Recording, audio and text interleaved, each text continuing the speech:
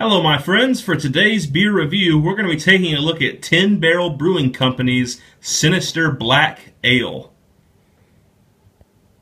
So this is Sinister Black Ale by 10 Barrel Brewing Company. Now this is a brewery that I have not had any of their beers by before, so it'll be my first time having kind of like a first impression from 10 Barrel. So let's hope it's a good one. This is a black ale, which I haven't had too terribly many of. And it says, this confused beer came from an even more confused brewer. A German-style Schwartz beer fermented with ale yeast, which gives it a dark color with an easy drinking flavor profile. If you are confused, then this is a perfect gateway into the dark side. It comes in at 5.7 ABV, so it's just a tad above average, average being like a domestic brew. It says, brewed and bottled by 10 Barrel Brewing Company in Bend, Oregon. So that's all fine and dandy. So let's give it a pour, a smell, and a taste.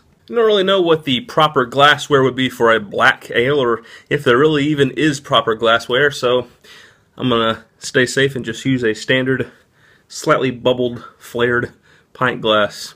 Nothing special. So without further ado, let's get the cap off of here. I don't have a 10 Barrels cap yet, and it clearly says 10 right on it. So I'm going to take this cap off carefully and save it to put on the front of the beer fridge to remind myself of this brewery if it turns out to be good.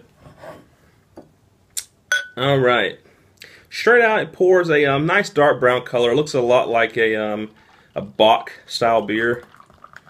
Let's see if I can generate any head on this. Wow. Lots of head potential on this beer. I poured just a little aggressively and it gave me an easy 2 fingers of medium tan colored head, and up into the light it would appear to be pitch black, but there are very minor dark mahogany and ruby tones on the very edges of the glass, letting us know that it is indeed just extremely dark brown, not quite black. Smell? Nothing special really. It has kind of some milky characteristics to it like you would get from a milk stout. There's definitely a lot of malt there. There's even a little bit of nuttiness to that almost, kind of like a hazelnut or almost even peanutty sort of nuttiness to it. A little bit of yeast and kind of Pilsner beery beer smells. Could go either way. Let's give it a taste and see if it's any good.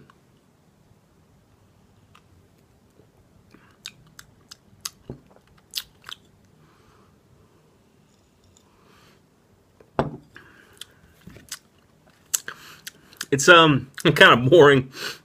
It's not a bad beer. It's not nasty or anything, but it's really nothing special either.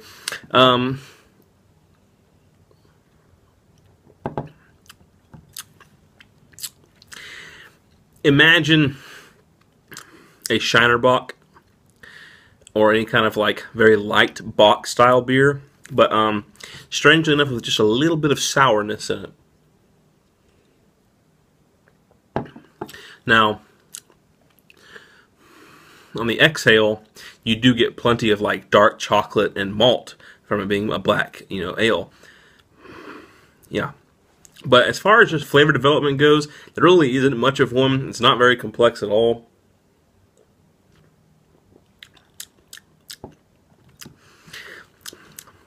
Little bite of carbonation, just ever so slightly sweet, kind of yeasty hoppiness up front. And that just fades into a kind of sour maltiness in the back. Definitely sessionable. I would say this is a good food pairing beer.